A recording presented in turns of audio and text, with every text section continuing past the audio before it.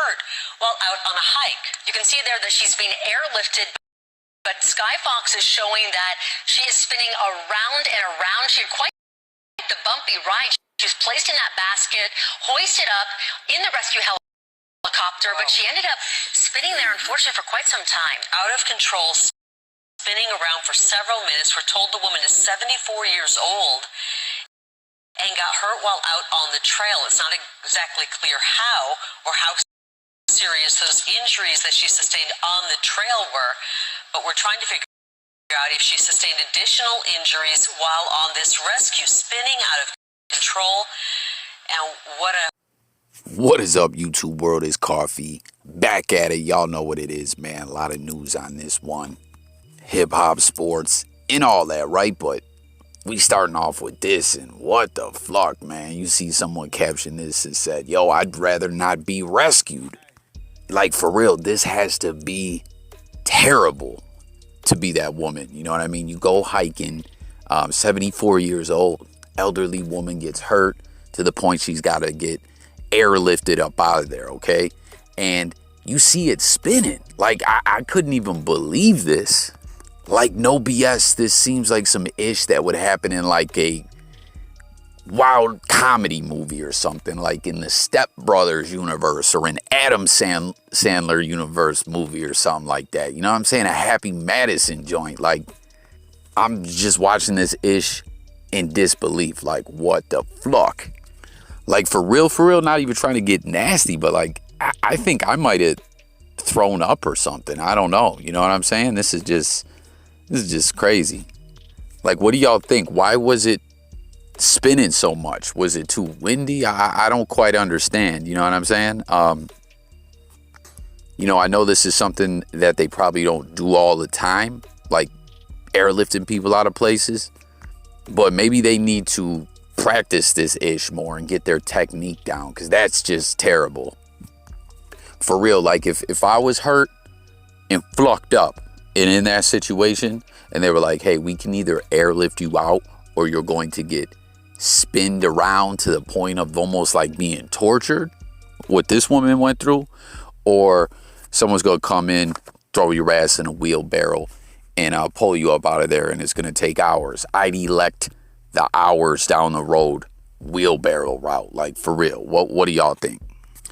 Moving along, how about this, y'all? Diddy and Shyne, who have already, you know, reunited a couple of times, did it big at the 2022 BET Awards. You see, they came out, Shyne performed, Diddy was there with him. He saluted him. He said legends after legend, produced by Diddy.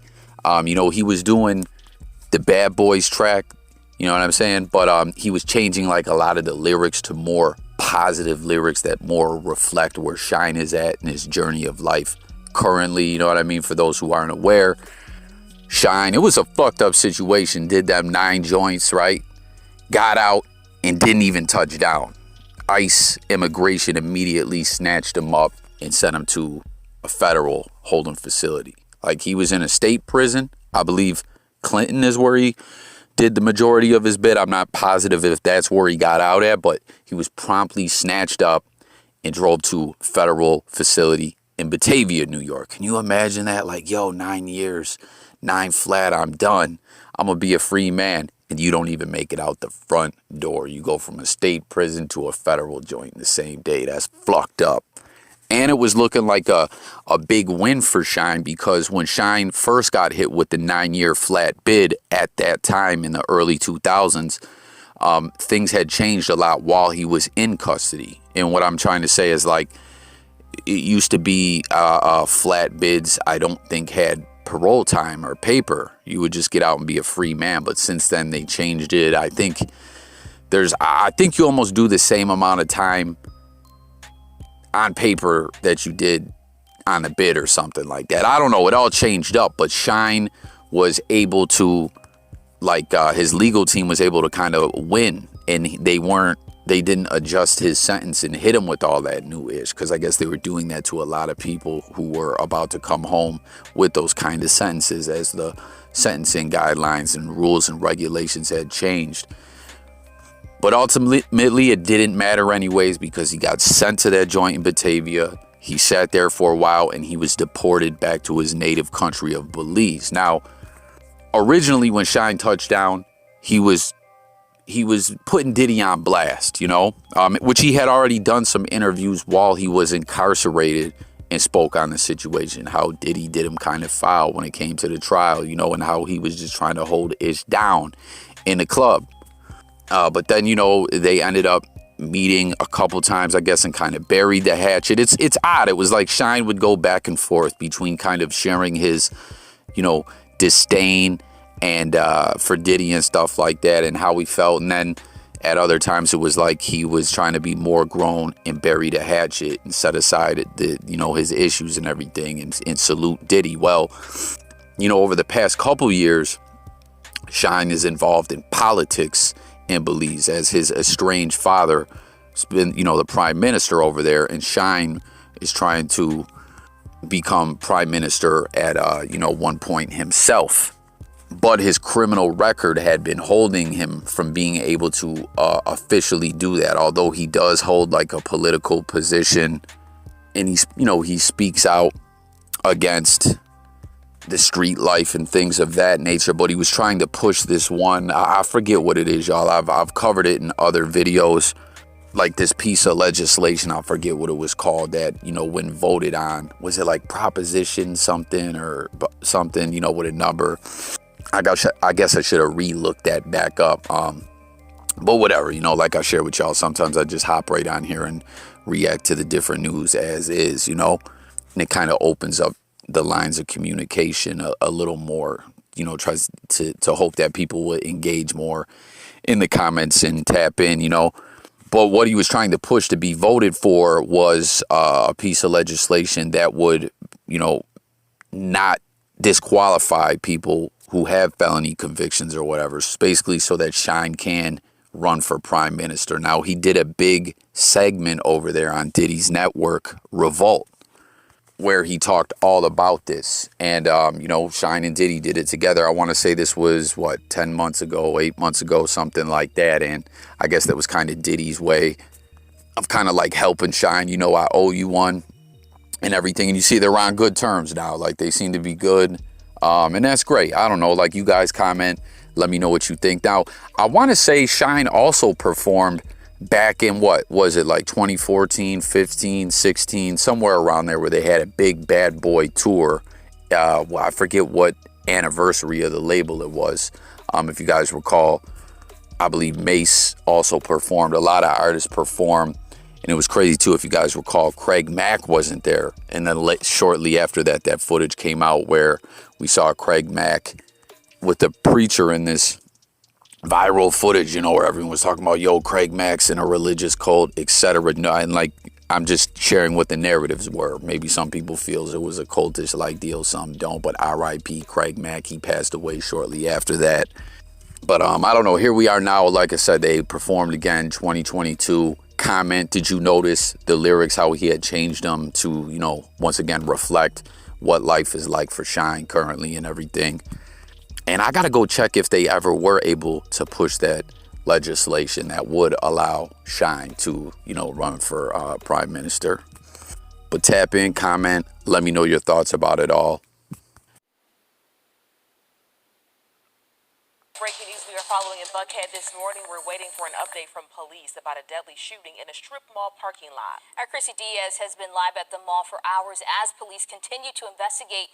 Chrissy, what is the latest from the scene this morning?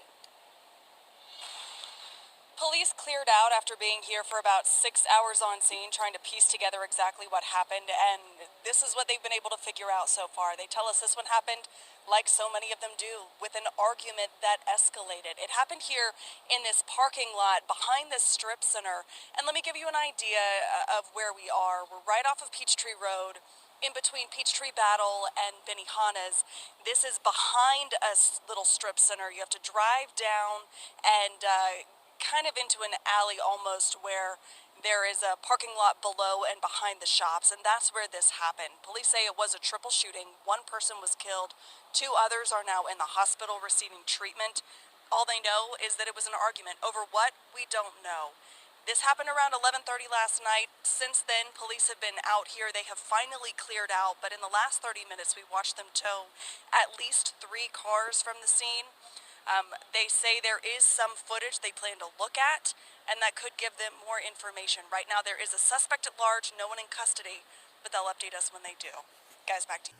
All right, so y'all hear those reports there. Chaka, Zulu, Ludacris, longtime close friend. You see, he threw up a post not that long ago, honoring Chaka for his birthday. And you see, he said, this guy been my manager all these years, and we never had to have one management contract, because that's just the kind of individual he is, that he just, can 100% trust him, at all times. That's a beautiful thing to have a friend, associate, brother, family like that, like when you're that close, you're like family in life, period, let alone in the music industry where things are so cutthroat, grimy, you can't trust no one.